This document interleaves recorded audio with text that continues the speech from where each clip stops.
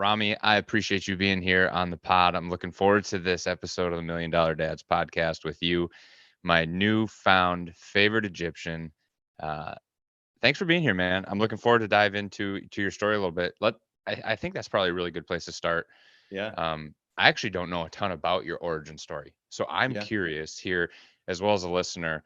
I know a lot about what you're doing now and what you're looking to do in the future, and a little bit about your background, but like rewind the clock a little bit and from birth to where you are today, give us the 5-minute overview of your history just to provide some context for our conversation today.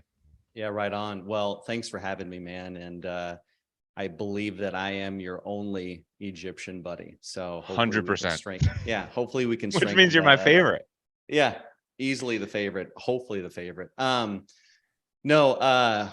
So yeah, my origin story. I'm actually from Eastern Iowa. And doesn't sound like the greatest, most sexy place to be, but honestly, I reflect on it often. I'm really thankful for having grown up kind of in that atmosphere, in that environment, in that culture. So grew up in Eastern Iowa. I'm from Cedar Rapids, Iowa. Um, I was primarily raised by my great grandmother and my mother, two strong foundational women in my life. But yeah, grew up as a very curious, very high energy kid. Gravitated quite easily to sports, gravitated to, certain subjects in school, but not all subjects. Um, was really thankful to have, a lot of freedom and a lot of autonomy from like a parental standpoint, which, allowed me to be very curious, very adventurous. And I think that plays a pivotal piece into, where I'm at today. But ended up moving on to college, played college football at a small Division III school. Shout out to Central College. Um, and actually did a 4-year internship within our strength and conditioning department, right? So not only did I gravitate to athletics as an athlete, but had a substantial interest in the coaching aspect and the performance aspect of athletics, right? Really got into it from an early profession standpoint. Did 4 years there, ended up moving to the University of Missouri, where I was a strength and conditioning coach for our football program, for the Mizzou football program, as well as a few Olympic sports, and earned my master's there. Shout out to Pat for giving me that an amazing opportunity, huge mentor in my life then up to now. And University of Missouri for me was a real eye awakening experience, right? I was from small town Iowa, went to a small school in Pella, Iowa, moved to Columbia, Missouri, where now things are starting to get real. And it was eye-opening in the sense of not only resources and the level of athleticism of athletes that I was working with, but just it challenged my mindset of what other possibilities actually existed in market as in terms of profession. So we'll get into that a little bit later, but the University of Missouri was a phenomenal, to this day, a transformative experience for me. Moved on from the University of Missouri to Illinois State, and actually began working more in athletic administration, particularly academics. Worked with an array of sports programs at Illinois State. Great experience. Bloomington Normal, quite a place. Then moved to Clemson University, where I, again, worked with a variety of sports. Clemson was, definitely an eye-opening experience in terms of, again, resources, level of athleticism, level of professionalism. But at that time, being so far removed from the Midwest, my wife and I were Midwest people. Being so far removed from the Midwest and some of the, traditions, values, things that we hold near and dear to us, including family, we decided to make the move back to Kansas City. So I'm based in Kansas City, since moving back to Kansas City and away from college athletics. I've been in software sales, enterprise sales, and one of the things that I believe wholeheartedly in is vertically integrating your past to your present. And so all of those things that I learned, all the incredible skills,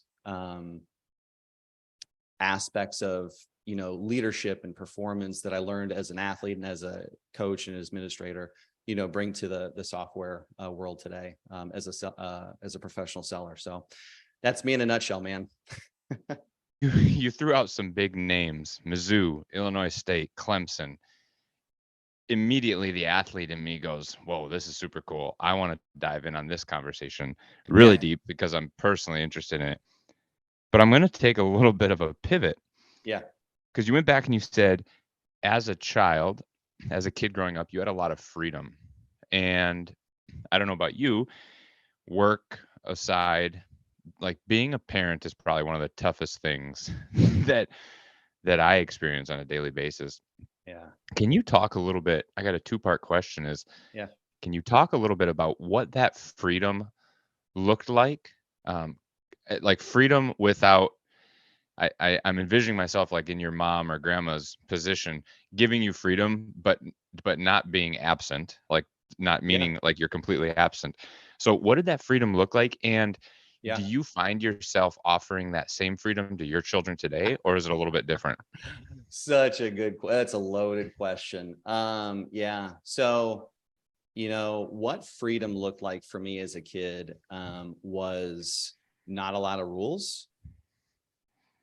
In fact, hardly no rules, right? But I don't want to say no rules because my mom and great grandmother, they ran a tight ship, right? And they were instrumental in how I grew up in all the positive aspects. But so getting back to it, not a lot of rules, but a lot of values and principles. And that's what uh, they wanted to embed, essentially a North Star on how to walk through life and live life. Now, there were times where, I would push the boundaries so much that rules had to be introduced and implemented. And the life lesson there was be accountable, be responsible. If you're not, then rules are going to be made, decisions will be made for you. And so, that it was profound. And, I'll give you a for example, right? As a kid, I had a modest, very, very, very modest upbringing, right? There wasn't a whole lot of money in the family. And so I would want a lot of things. I would want the same things as my peers had, like slick clothes, slick car. I was an athlete, right? So just I wanted to kind of fit in that regard. Well, instead of just saddling up and saying we don't have it, or instead of saddling up and just saying, all right, here it is, the value, the principle was you work for everything you get. And Mhm. so the literally the week that I turned 14, I started my first job working at a grocery store, right? Literally on my 14th birthday, got a job application.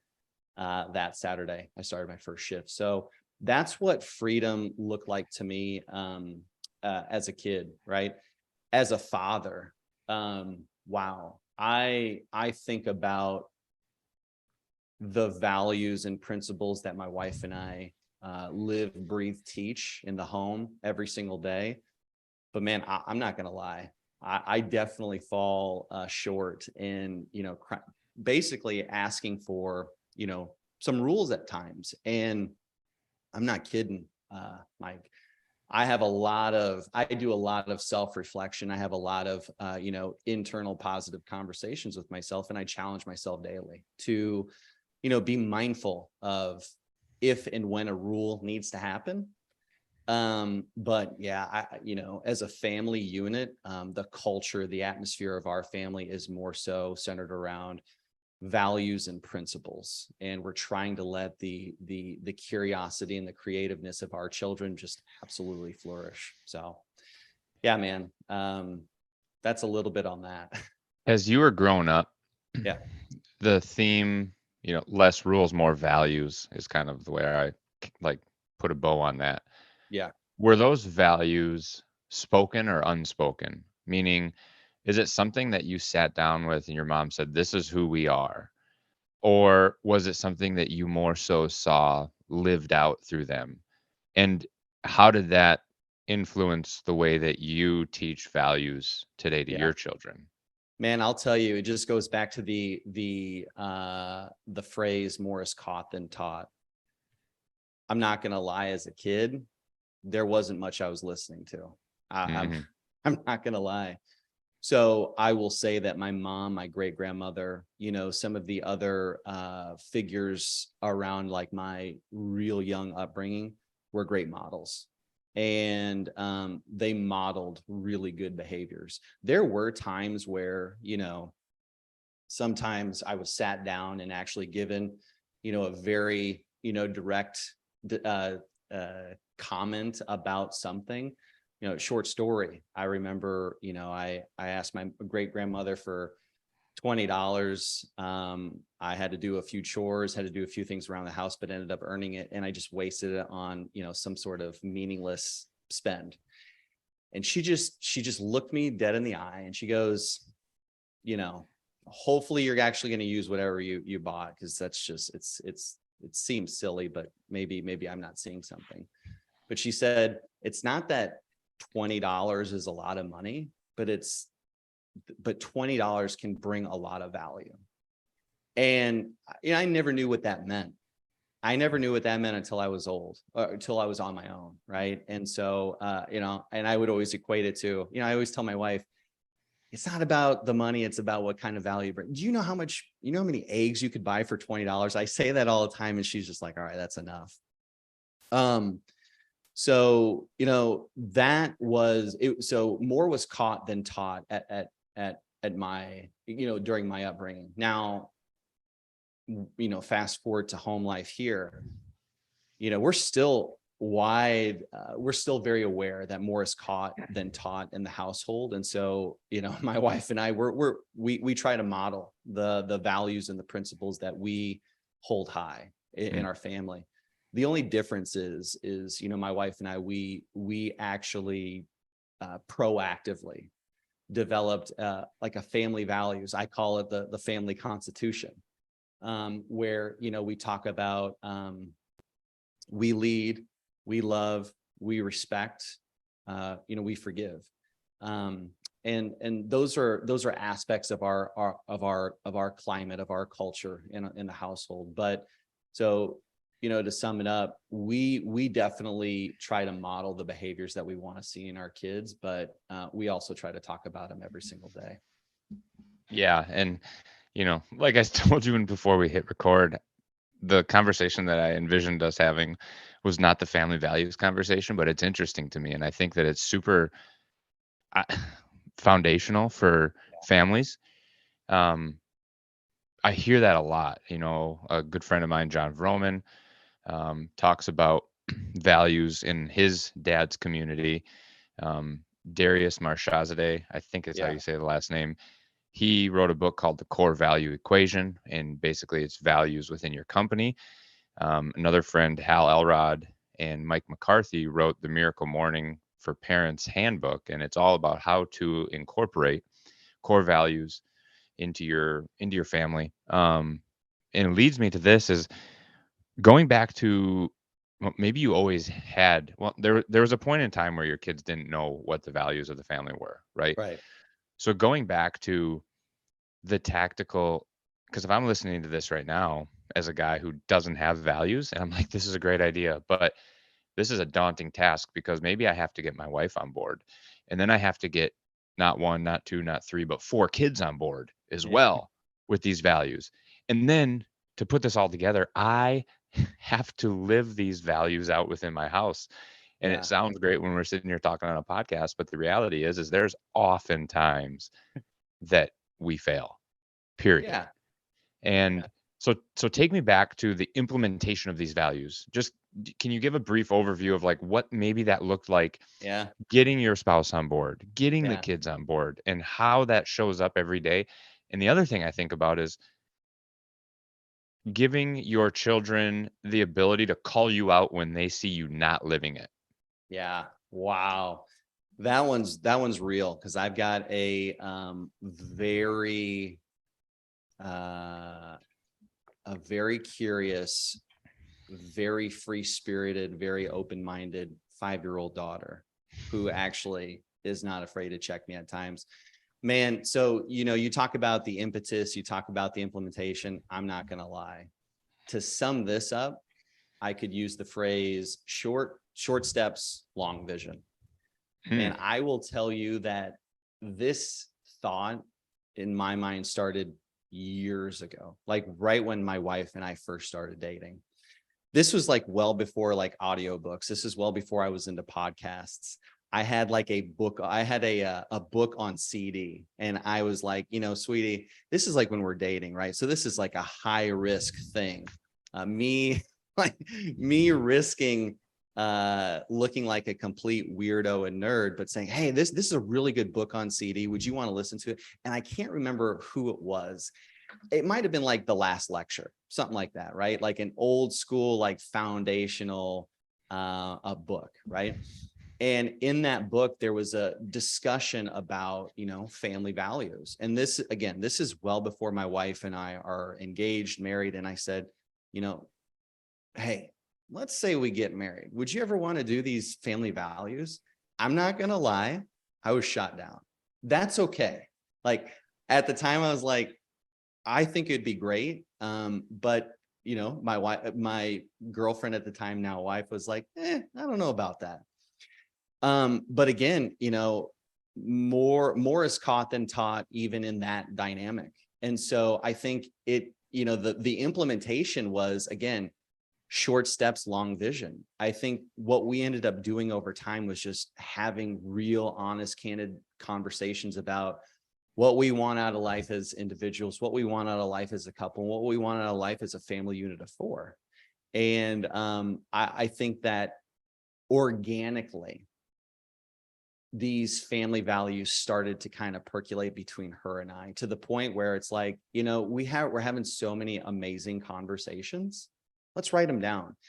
And it was less about saying, let's do this, let's focus on this. And let's just like journal, let's just jot down our ideas. Let's do it separately and then come together and then talk about what we wrote down and why we wrote it down. And so I'm not kidding you, man. I mean, I've always thought family values would be great because, again, it wasn't something that I was raised with. And subconsciously, right, I'm probably trying to fill that void with you being proactive on that front now. So yeah, that was kind of the impetus and the long term, the very long vision implementation. What was the second part to your question? I don't remember, man. That was really Yeah. good. Yeah. Oh, well, I had talked about kids calling you out, but Oh, you that's kind of right. answered that in the first part. Yeah. Yeah. Said you have a Well, 5-year-old that doesn't mind doing it. yeah, and here's a short story, right? Like we talk about one of our family values also includes being able to feel comfortable enough to give feedback, right? Because I'll be honest, man, I didn't know how to give feedback. I didn't learn how to give feedback until I was 30 years old. Mm. It's crazy. And I remember, we have a standard poodle at the house. Sometimes great dog. Her name's Lucy. Sometimes I just call her dog. I'm like, get out of the way, dog. Well, my daughter said, hey, daddy, when you call Lucy dog, I don't like the way that makes me feel.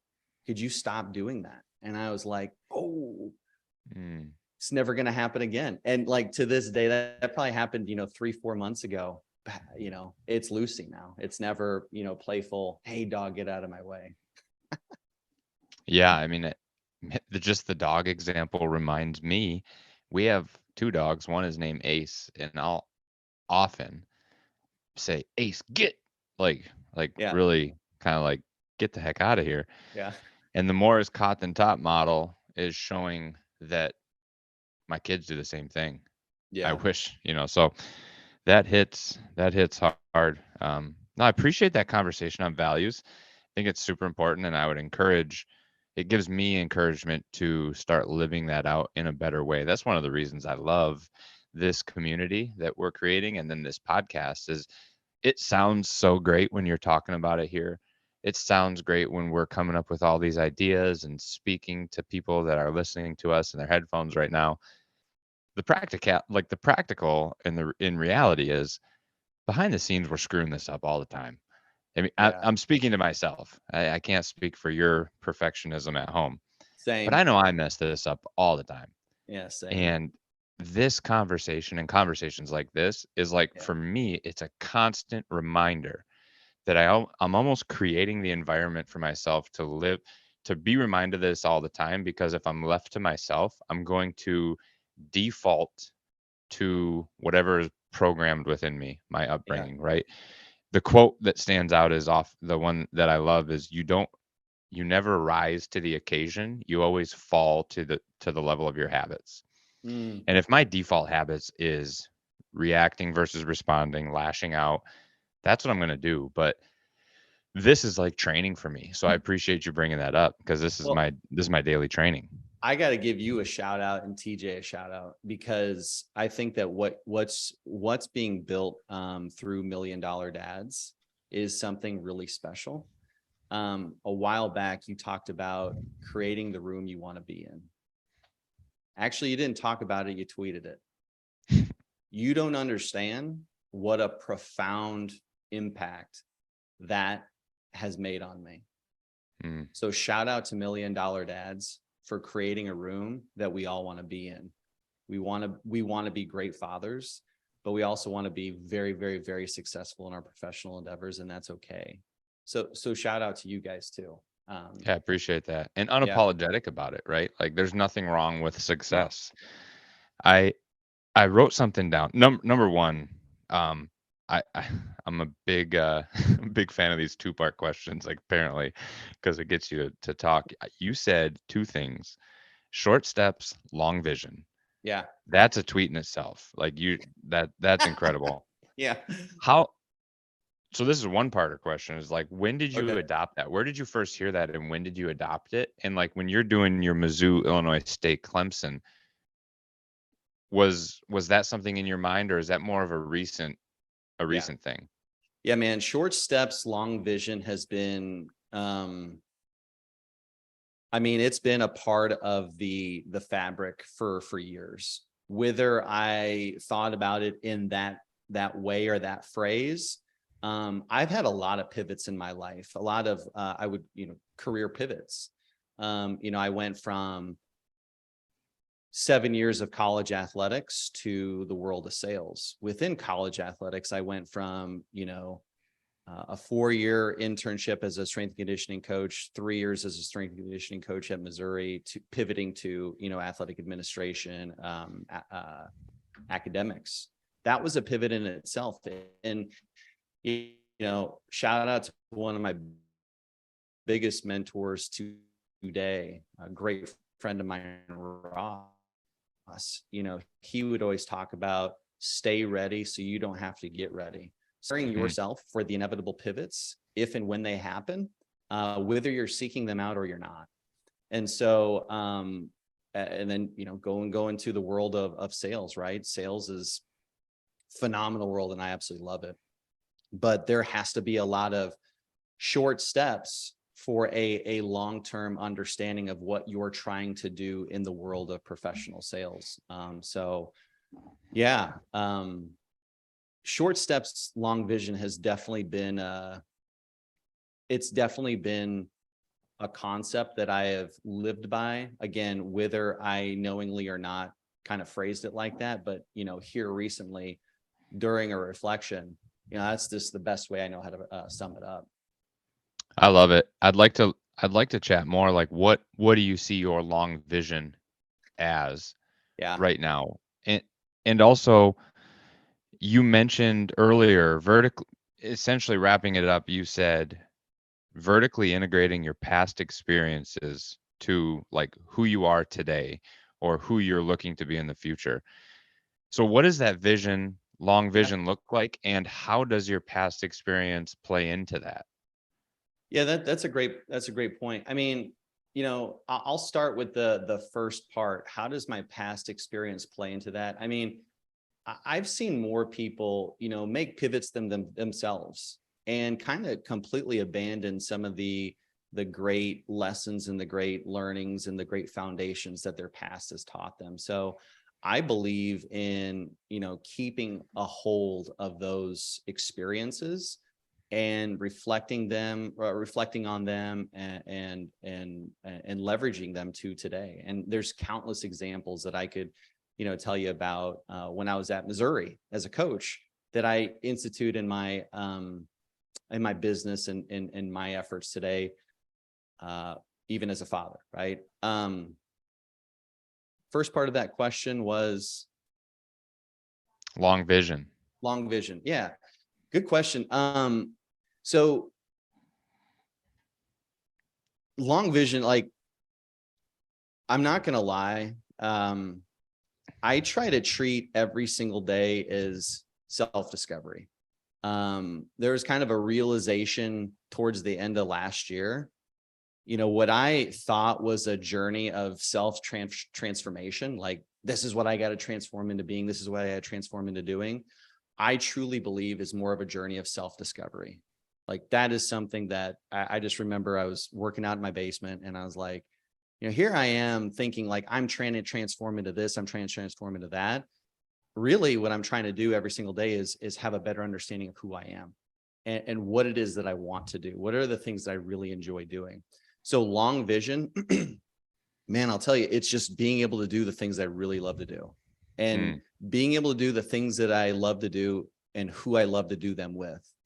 Now, I'm going to admit there are some more tangible, more concrete things in that that I have for myself as a as a professional and as a father.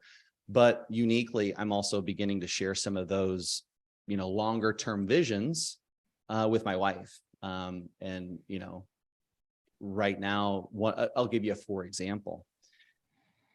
Right now, we're starting our journey into real estate. So real estate investing, in considering rentals, flips, probably not short-term rentals, anything like that.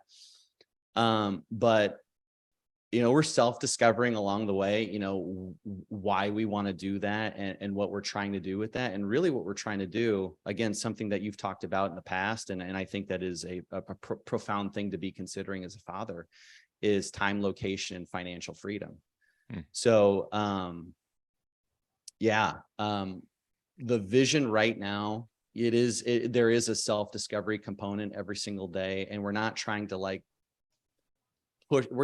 to force ourselves to transform into one thing or into something. But what we are trying to do is just bring ourselves closer to, again, the things that we enjoy doing the most and who we enjoy doing it the most with. So, I'll give you another example. Right now, like, I'm a W-2 employee. At the same time, my vision for myself is at some point being able to transition completely away from that and have a self-sustaining business that, that myself and my wife have been able to build from the ground up. And if anything, Mike, I want my kids to see that. Like, I'd love to learn from you, quite honestly and selfishly. What's it like in the Higgins household when your kids are able to look at you and say, man, dad's built this by himself or with your partner, right? I mean, what is that reward like for you? I'm curious to understand. I mean, my kids are seemingly clueless as to what I do. Dad buys houses and dad sells houses. Um, the one thing that you mentioned though is the support from my spouse, Yeah. April. Incredible. Yeah. She is absolutely incredible, and at the same time, she supports me, but has kind of a blind faith that I'm just making the right call. It used to be, it maybe comes off as she's not even interested, but that's not the case. It's just that she trusts what I'm doing so much that she it wants me to stay in that lane. She'll stay Yeah. in her lane. It's not even like she doesn't care. It's just that she has such a blind trust for what I'm doing that she's she's there. She's with Right. me. And at times it'll be funny because she'll start speaking the language a little bit if we're in a conversation talking Yeah. about passive income or make some real estate jargon, and I'm like, whew, you better be careful. You keep talking like that, you know. So it's fun. I enjoy it. The kids, I personally need to be better because not only am I self-employed, um, but we also homeschool. So Right. I should have more freedoms. And I take the kids come with me to flips and different things. You know, we name the houses. Like we had the stinky house one time, and we had the guitar house, and but I need to do a better job of having them there more often with me. Yeah. So it's cool when you're talking about a couple different things that stood out to me when you're talking about long vision is you said self-discovery every day. And what Yeah. I immediately think of is this phrase that I was taught by my friend Lucas Jaden here. He was on an earlier podcast that I did on the Unlock Your Excellence, and he was my mindset coach, my mental skills coach for a while. Got it. And he talks about building a black belt skill set while keeping a white belt mindset. And that's what Woo. self-discovery is every day, right? You're Yeah. staying in the white belt mindset mode. And for those of you that don't know jujitsu or martial arts, white belt is where you start, and black belt is what you aspire to be always. It's the top of the food chain. Right. So building your skills to be top of the food chain, the interesting part about that is to get to the top of the food chain, you have to approach every single day like you're a white belt. And I think that that is the key. You also talked about, you didn't call it this, but I call it what I refer to as the ultimate wealth accelerator. Hmm. And a lot of people poo-poo on the W-2 job, high income earners, because they're not entrepreneurs. Well, you know, I was actually playing around with book titles today, and Ultimate Wealth Accelerator is something that came up because I think that I've pivoted my mindset. I used to be a poo poo on the W 2 kind of guy, that real estate's the only way to real wealth, right? But my mindset was skewed in such that you have to only do real estate to get wealth. Well, I'll tell you what, a high income earning W 2 or high level exec or successful business owner can take that money that they make in their business or in their job and then shift that money into real estate assets. Hmm. And not only now are you making money from your job, but now your money's making money as well. Yeah. So it's kind of like a 2 for 1, and you just keep filling that cycle. And eventually, then your money's making more money than you are at your job. And then you can create that time, location freedom. Right. Yeah. So um, I just wanted to point that out because Man, you're right there. and I appreciate you even I appreciate those words. I appreciate you saying that. Even, again, shout out to a good friend, mentor of mine, Ross. He'll say the same thing, right? Like, you know, um, be aware of, what a great position you've put yourself in from a career standpoint as a W-2. And the reality is, I love what I do. I am a software and technology nerd. I love it. And I love working with some of the biggest brands and having some of the most, honestly, intellectually stimulating conversations about transformation, innovation, next phase of a business. But you're absolutely right. I mean, I agree.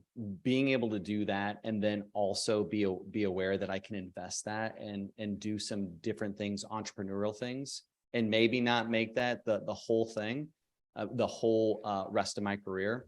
I mean, I love that flexibility. I guess I'm more so staying open-minded to it. I'm seeking out those challenges. I'm staying the white belt, right? I'm staying the student. and we'll see where it goes. Right. Again, I'm not trying to force myself into, no, I'm not going to be a W-2.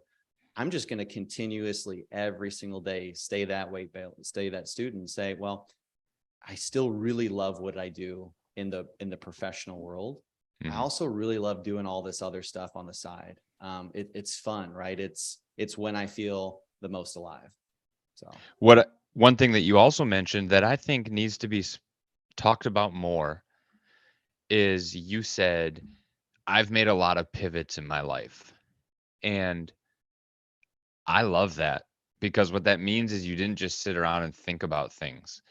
There's a guy by the name of David Nurse who's a basketball shooting coach, an NBA coach. His brother or his uncle Nick Nurse was a coach of the Toronto Raptors, and he has a book called Pivot and Go. And the gist of the book is make be okay in your life making different pivots, right? mhm. Obviously, a basketball pun analogy, making a Yeah, pivot, but a person can easily get stopped. Like, where should I go? Should I go this route? Should I go that route? Should I go this route?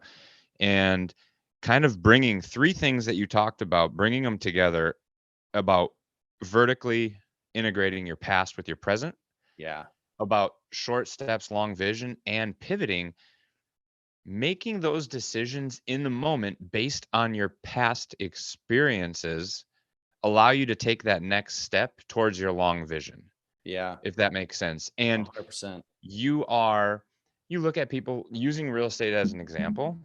You got guys and gals that crush it in single family. You got people that crush it in short-term rentals, contractor garages, apartments, mobile home parks.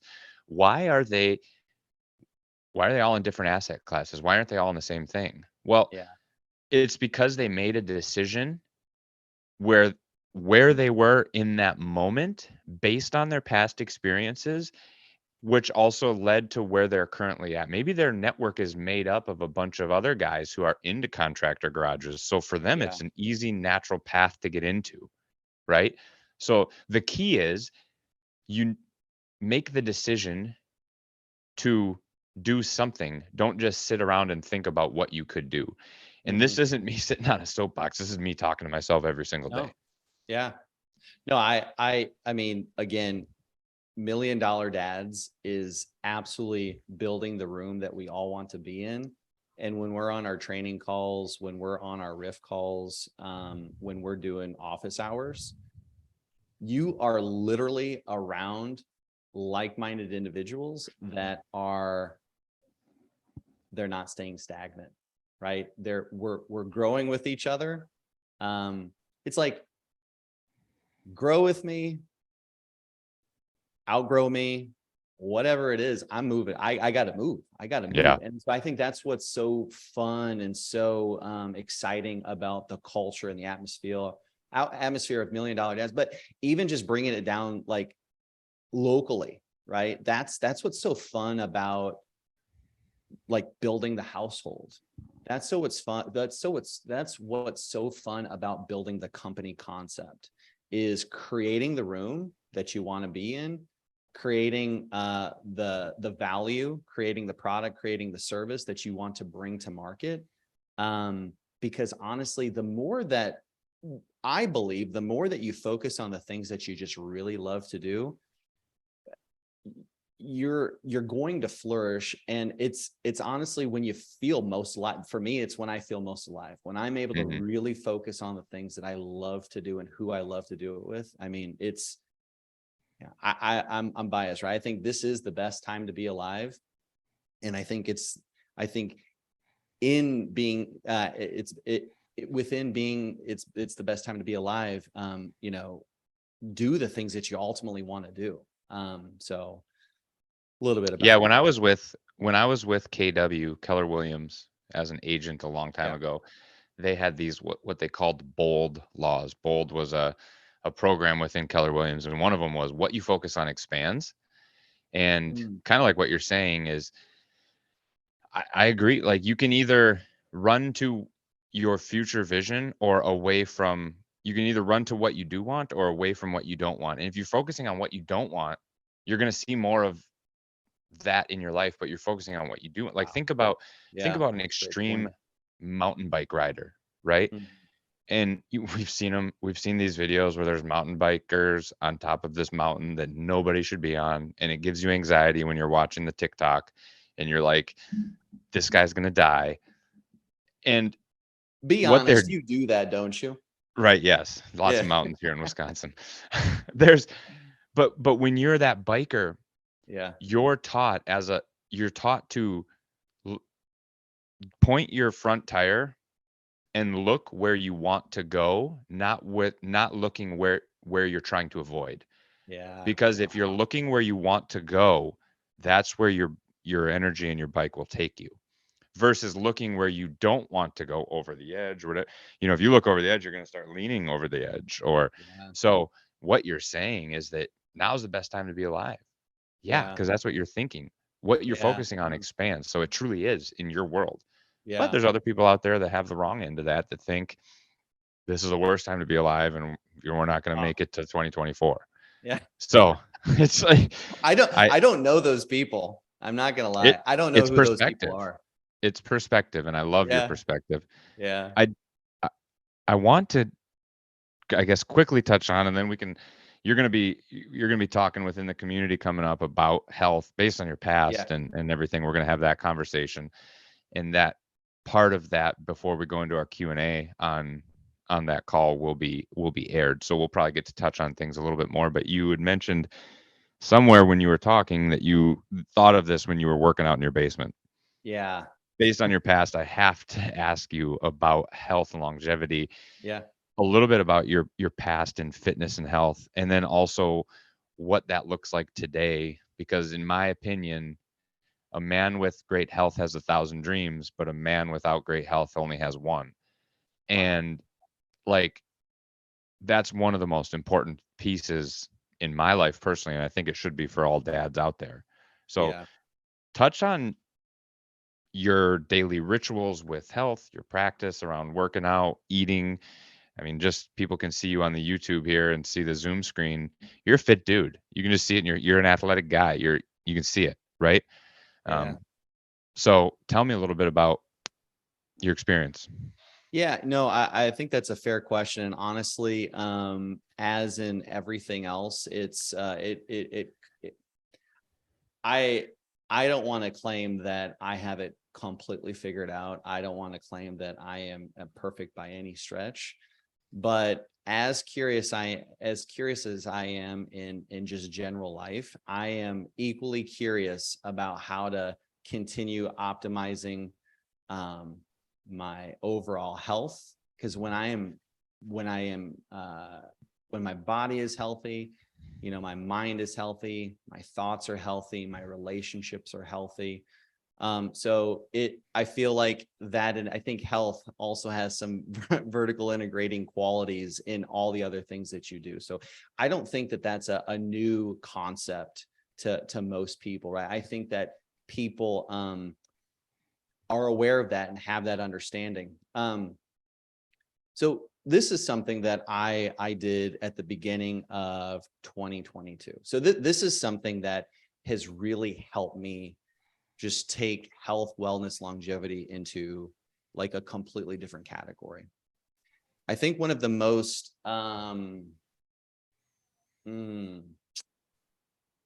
one of the most overwhelming things in sales is you could ink a 7-figure deal uh, on on Friday. Monday, your business basically says, "What else you got for me?"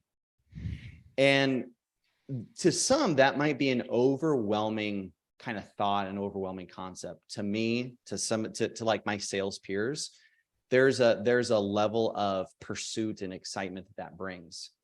So I was kind of fascinated about that concept in 2021, right? I thought it was almost comedical, right? So at the beginning of 2022, I tried to apply that same methodology, right? That same overwhelming circumstance to my health and wellness. I told myself throughout the month of January, I am going to run at least a mile every single day. Now, I appreciate your comments about being in shape, dude. I try. I am not like, I am not the distance runner that you are, right? I'm not leaning into that whatsoever right now. But at the beginning of 2022, I got a whiteboard downstairs. I wrote out, January, and I wrote down the 31 days, and I put an X on each day that I ran a mile. Was I perfect? No, I wasn't. But it was that same mentality of, I'm going to wake up every single day. There's something there's something that I got to do. And I'm going to go do it whether I want to or not. Well, January was pretty good, right? I was probably like, 90 some percent. I was like, I should probably try to do that for February of 22. Did it through February. I was like, you know what? I'm just going to make it the whole quarter. Did it for the whole quarter. Well, to make a long story short, my objective in 2022 was to run at least a mile a day. Now, for me, for somebody that doesn't really like distance running, it was a challenge. Was I perfect on the year? By no means. But I loved waking up to have something to look forward to. In 23, I've been doing the same thing, and I've just brought more variety to it. So every single day, I'm saying to myself, I either got to do a mile, at least a mile, so mileage. I got to do, anywhere from 10 to 20 sprints. I'm saying this or, right? So at least a mile, or at least sprints, or at least bike mileage, or at least 15,000 steps. It's, some days I don't want to do it, but I'll tell you, when I actually accomplish whatever, metabolic conditioning thing it is that I'm supposed to do, I feel so much better. So I think to bring it all back down to kind of the original question of, what's kind of the thought, what's the, overall approach to longevity. For me, it's just, again, having something to look forward to, having a pursuit. Giving yourself a little bit of a purpose, right? Because I'm a numbers guy. I am I want to be at 100% plus guy. And, I love the months where I nail every single day and I'm able to put 100%. I hate the months where I'm like, well, what's 28 divided by 30. And then I got to come up with the fraction, right? I hate doing that to myself. So, and then obviously, diet, try to eat as clean as possible. Gallon of water every single day. That's a big jug. Dude, this thing is awesome. And what's your Amazon affiliate link for that thing? Because that's not just a bro carrying around. I have over here, you can't see them off screen, but literally like gallon milk jugs of water. I'm not taking that to the Costco's, man. No, for sure. But no, no affiliate link. But I actually agree with you on the gallon of water thing. That was one of like your mile a day. I still struggle with that. Just having a gallon of water, or constantly filling up like a small one, and then you forget throughout the day how much water you had or haven't had. I think one of the highest return things is that gallon of water on a daily basis for somebody who's relatively active. I actually genuinely feel different when I drink a full gallon of water for days in a row. Yeah. Period. Do you try to do you try to put any like lemon in it? Do you do anything to like make it a little bit more desirable? What do you do? Yeah, I do lemon water at night always, which leads to, I do a glass. Basically, this is a 20-ounce water bottle. So I'll pound one of those before bed at some point, and then I'll have one filled up, and that's the first thing I drink in the morning too. So I lemon throughout the day. Typically it's just water, but I'm pretty boring like that. So I'm like, oh, there's still water in this gallon. I got to chug. So I'll chug a bunch, and then I'll pee a bunch, and then come back. But I think that's a really high. And if you're a person that doesn't drink any water, start with like 64 ounces first. You know what I mean? Yeah. And then also give yourself grace when you don't get the X on the calendar. That's what I find is the worst, because I'm like you in that competitive nature. And then if I double up and don't get it one day, not only am I upset that I didn't get it, but then I'm really hard on myself because I didn't get it. So, got got to be careful there, high performing, you know? Yeah, I couldn't agree more. Shout out again to my mentor, Pat. I mean, the dude, played at Mizzou, played in the NFL, is athletic administrator at University of Louisville. His whole career has talked about positive self-talk. I've never heard him speak and saying you got to give yourself grace, but it's that concept, right? You got to make sure that the conversations that you're having with yourself are constructive. And honestly, it's hard, but it's a skill. And that's the Hmm. thing that I love is skill development. Like, I think of most things as like skill acquisition. And again, it's always short steps, long vision. Like, you just gotta, like, I always tell my daughter, gotta keep chopping, I'm telling myself that as well. And yeah, you can't go for perfection day one. But honestly, the pursuit and the journey, like, I don't know, at a young age, I fell in love with it. And I'm lucky to be around people that love to be on the journey too. So that's, again, shout out to you, shout out to TJ and the guys that were, amongst within the community. There's a podcast I have to send you when we get off of here. Ryan Hawk and the Learning Leader podcast. Yeah. He had a guest from Ohio, guy by the name of Brooke Cups. Mm-hmm. He's a high school basketball coach. His son just got full scholarship to Indiana. And you said keep chopping. One of their mantras for their team is chop chop. Yeah. Um, and kind of comes from the book, chop wood, carry water, kind of all Mm-hmm. that stuff. But Yep. you'd fall in love with, like, I have a complete and total man crush on this guy and his leadership style and everything. And I know that he's very similar to Steve Jones and Lucas Jaden, who wrote this book here. Yeah. It'd be really awesome. And I'll Right share that on. with you. But Yeah. yeah, short steps, long vision. That's a huge takeaway for me, man. I've had you for almost an hour. I think this is a great spot to kind of wind it down. Is there Yeah. anything else that you was in your memory bank that you wanted to touch on?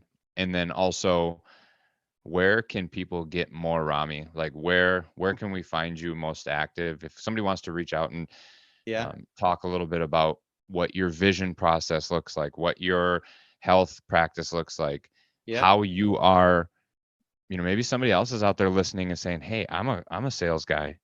Yeah. I make really good money, but I'm interested in learning more about what Ramy's talking about with investing in real estate, and I want Yeah. to know where he's starting." Yeah. How can people touch base with you?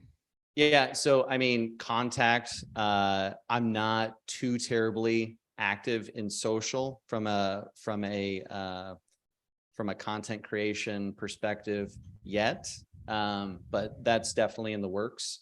Instagram, I don't know if you can, drop all this stuff in the bio of this video, The but show notes, baby. show notes, there you go. But Ramy A Mosbah is my Instagram.